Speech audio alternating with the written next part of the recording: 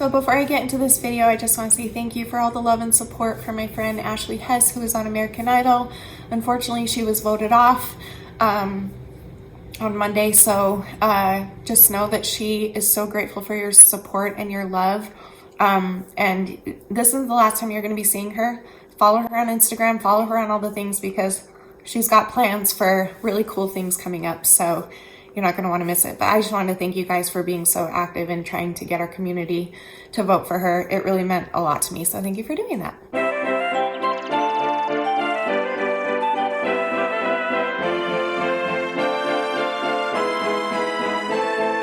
Hi, Shanny Fannies. Welcome to Educating Shanny. I'm Shanny and I'm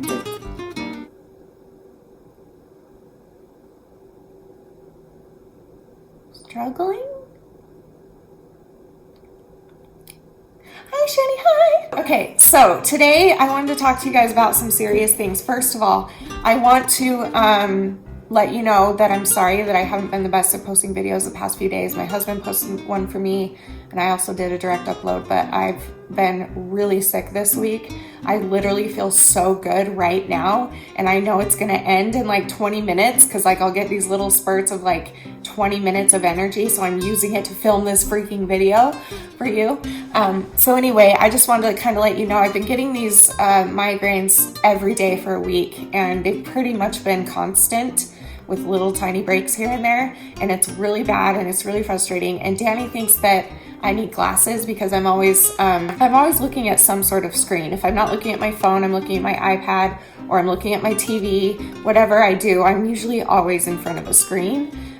So we think that that's why I've been getting so many bad migraines, because I actually have better than perfect vision. I have 21/20 vision, which is amazing. And I can see really far and I can see up close. I can see really far. But we're going to go see an optometrist, so stay tuned for that, because we're going to find out if I do. And then maybe I'll get glasses that are real now, guys, instead of wearing my fake cosmetic ones that I wear all the time.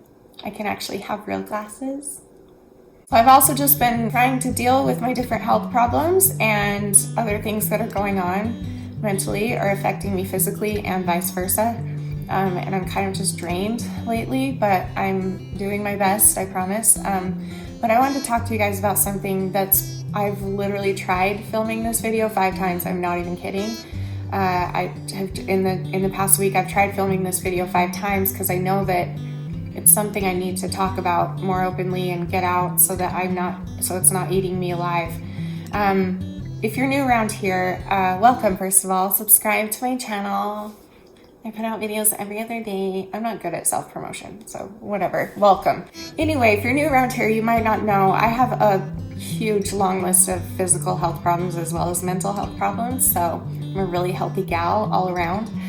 But one of the things that I have is called endometriosis, and that affects your periods and pain, like excruciating pain. It makes it hard for a lot of people to get pregnant.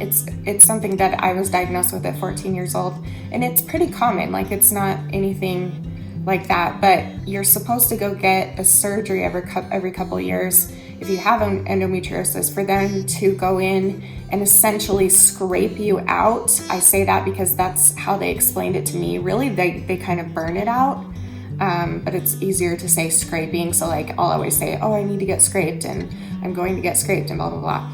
So anyway, and I have not done that surgery in over 10 years, so smart. I know that it has spread. The last time I did it, I had gone 4 years, and in that 4 years, it had spread all the way up to my ribs, and now it's been 10 years, and I'm having excruciating pain all over my body, so we think that that's what's going on. So anyway, back to my story. So this is a hard thing for me to say. We'll figure that out later, why it's so hard for me to talk about this, but like, I have been given a lot of trials in my life, and I've accepted them, and these days I sort of welcome them, just because looking back on my life, like, I wouldn't be strong if I didn't go through those. So I try to look at trials as like opportunities. I mean, that doesn't always work, but I at least try. So that's something. I at least try to have that state of mind, but sometimes it gets to me. And this is one thing that's getting to me big time. And I can't figure out why it's the only thing in my life that I don't dare to tackle. I'm taking on everything else. I'm taking on recovery. I'm taking on PTSD and abuse and dealing with my mental illness and my physical illnesses, but this one particular thing is so hard for me. So I was scheduled to get my surgery, to go get scraped out. And when you have this surgery, you go and see any surgeon. In any surgery, you usually go do a consult with the surgeon either the day before or the week before, whatever. For me, it was the day before, so they set up the consult and they set up the surgery. So Thursday was the consult, Friday was supposed to be the surgery. So I went in on Thursday, and this was a little over a month ago. I went in and he did an ultrasound on me, and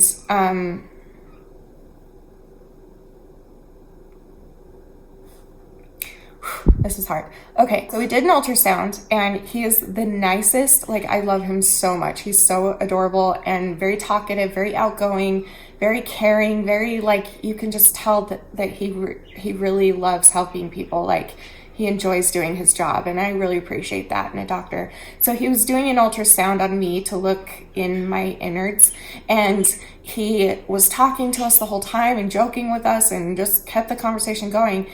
But at one point he stopped with the ultrasound on my uterus, and he kind of looked up at the screen, and he was like,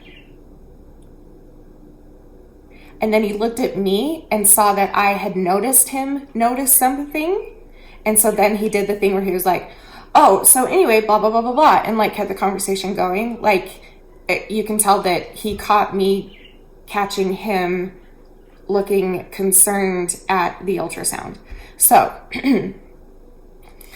after the ultrasound, we went into his office, and he talked to us for an hour. That's kind of weird for doctor's appointments to talk for an hour.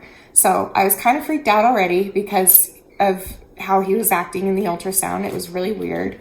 And of course, I'm scared of that stuff. I'm scared of cancer. I'm scared of tumors. I'm scared of other problems because those things run in my family. So I'm really scared of those things. So he's talking to us about all these different like options, and he starts telling us stories of surgeries that he's done, and he's probably in his 60s, and he says that he's done hundreds and hundreds, probably thousands of surgeries for endometriosis and doing other in that area, reproductive type surgeries, hysterectomies, all that kind of stuff.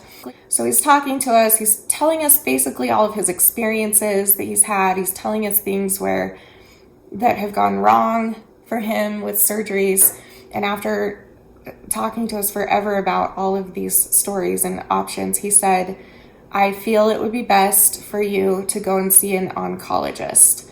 For those of you that don't know, an oncologist is a cancer doctor. And I didn't say anything, and he didn't say anything after that. And I wish I would have spoken up, because I've been driving myself nuts ever since then, thinking that I have cancer. I don't think I do. Danny doesn't think I do. Because my thing is, if I was a doctor and I brought somebody in a room and said, hey, I think you should go see an oncologist, but don't worry, you don't have cancer. I wouldn't say that. I would say that if I had a patient, you would follow it, because everybody knows what oncology means. Everyone knows that's cancer. And so wouldn't you follow that with, oh, but don't worry, you don't have cancer. I just think you should go see them. But he didn't do that. But he also didn't say that I had cancer. So he said, listen, and again, he's been doing this for decades. And he said, I just think your case is too much for me to handle, and I would like you to go to an oncologist surgeon. And I said, okay. And then he said to me, this is where it gets hard. Hold on. So he said, are you and your husband done trying to have children? Because we need to talk about doing a total hysterectomy on you. And it was in that moment where I realized I was like, wait, what is happening right now? I came in here to get a consult to go get my endometriosis scraped out tomorrow. I've done this before. I've done it a few times before. I know how this goes. I go talk to the consult and go talk to the doctor and the surgeon, and they're like, oh, okay, we'll set you up for your surgery tomorrow, and we'll see you tomorrow, and we'll scrape it out, and then you'll be good for a little while, and then you'll come back later and do it again. I didn't expect to be sent to an oncologist and to be talking about a total hysterectomy. We left the office and I broke down. And ever since then, I've been hiding from it. I don't want to know what's going on with me. I don't want to hear that I do need a total hysterectomy. I don't want to hear that I have cancer. I don't want to hear anything. I don't want to hear the possibility of never having kids. Like when he said that to me, I'm very surprised at what I thought, because like I've talked to you guys about this. Sorry. Oh, this is so freaking hard. This is why I've tried filming this 5 times. I can't do it. Like, I can't do it.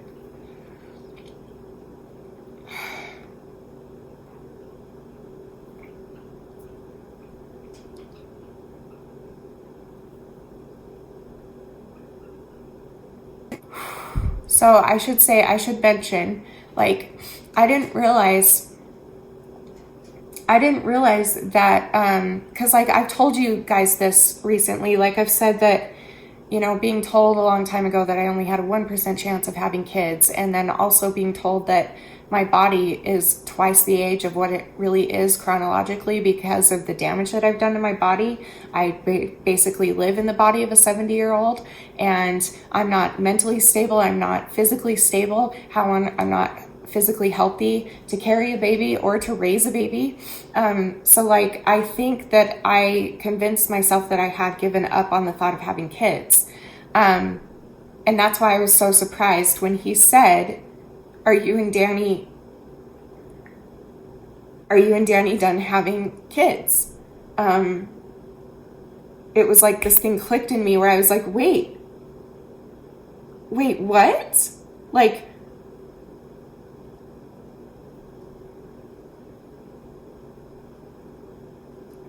I don't want that taken away. I don't want to know that I won't ever be able to have kids, even though I've kind of given up on the fact. But at the same time, like, that's always been my dream. Like, since I was a little girl, that's all I wanted, was to be a mom. And so to hear, are you and your husband done trying to have kids because we need to talk about having a total hysterectomy?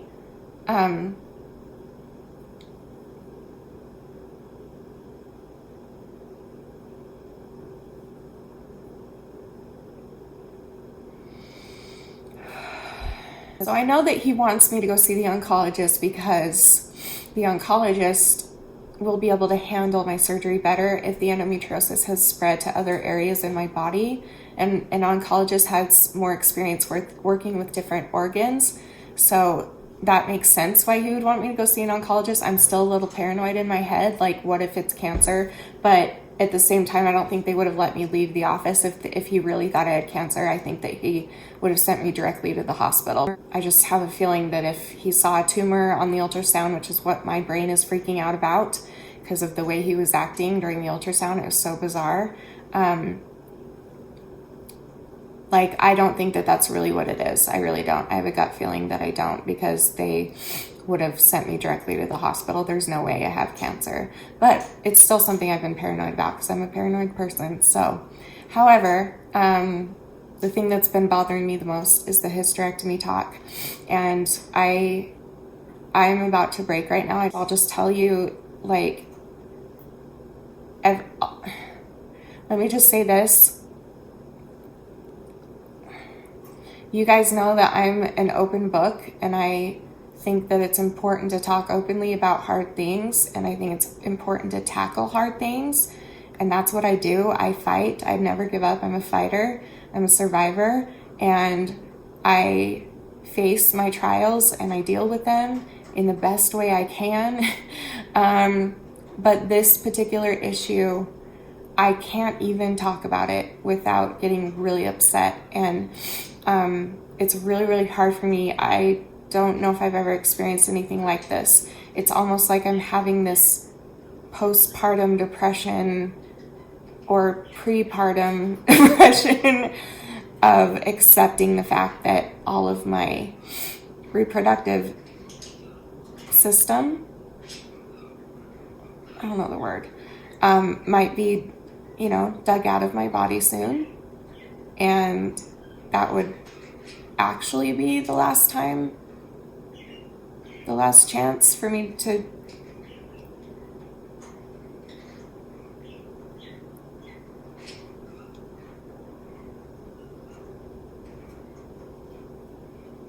what have I done? What have I done? All I ever wanted was to be a mom. That's all I ever wanted. And to hear that could be taken away from me. I already know what a lot of you are thinking because a lot of you tell me this all the time. What about adoption? What about surrogacy? What about fostering? So I'm just going to be honest with you guys right now, okay? This is such a delicate situation for me right now, and you didn't know this, so don't ever feel bad.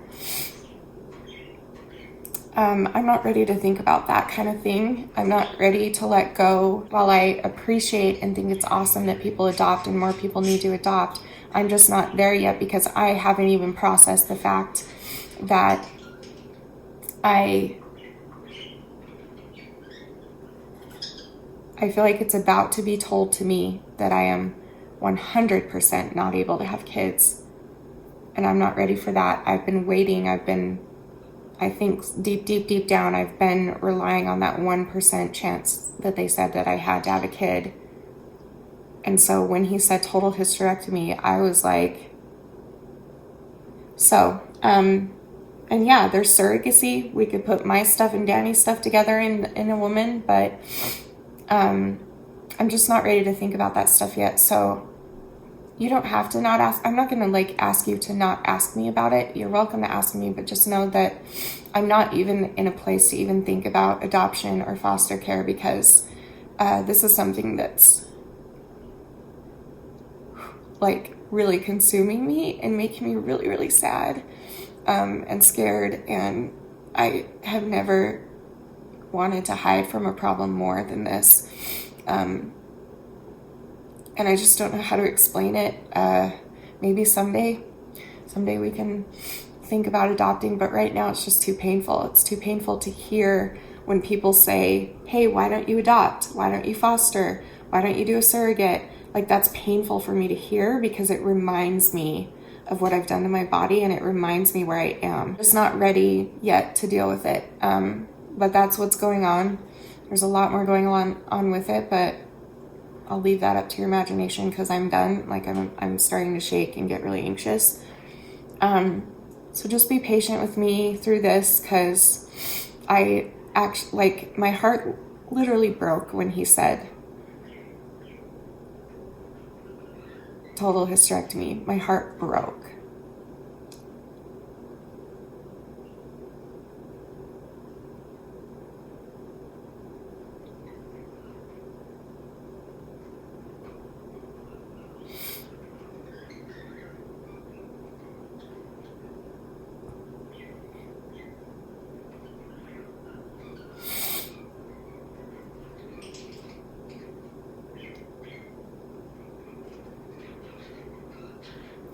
I gotta go. I love you guys, and I'll see you in a couple days. You're beautiful and worth it, and I am too. Love you so much.